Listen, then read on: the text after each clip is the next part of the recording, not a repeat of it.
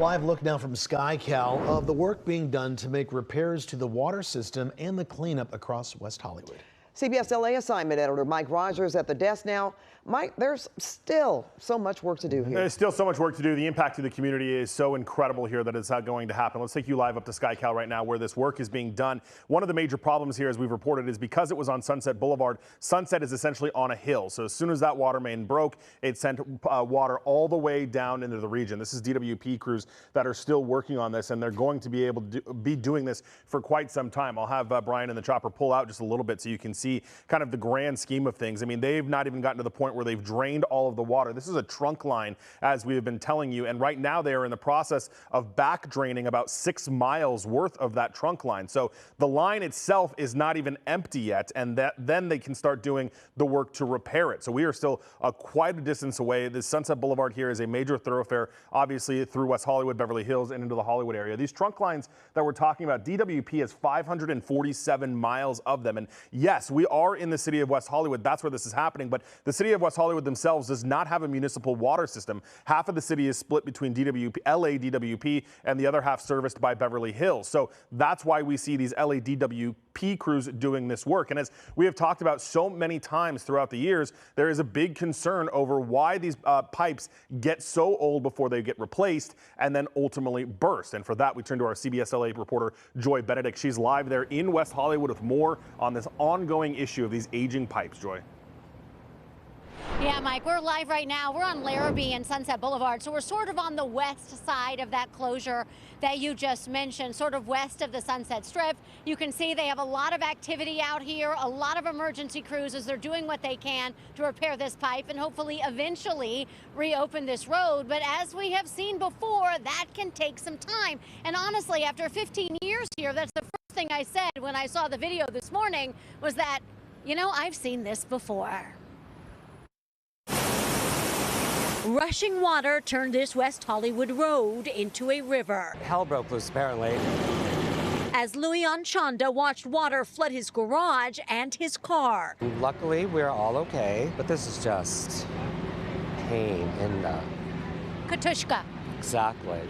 But as fans blow and pumps crank out the water, we can't help but remember we've seen the water flow from Sunset Boulevard before.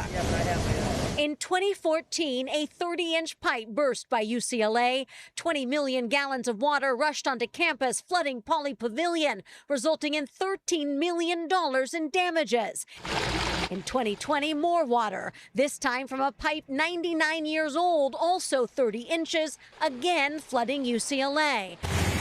And a year later, even more water further west, also on Sunset Boulevard from a 16-inch pipe, 82 years old. And the problem is, I'm sure it's like the whole city is full of pipes like that. How do you know? How do you prevent? And it's terrible. And that is the problem. The steel lines have a 50 to 70-year lifetime. Steve Vianney is a civil engineer who does not work for LADWP. What makes a pipe burst to begin with? Over time, they rust from the outside and corrode from the inside, and that reduces the thickness or the strength of the pipe. The pipe that burst in West Hollywood is a riveted steel pipe, which was first installed in 1916. That's 110 years ago. It is so old, they don't make them like that anymore. And now we install welded steel pipe.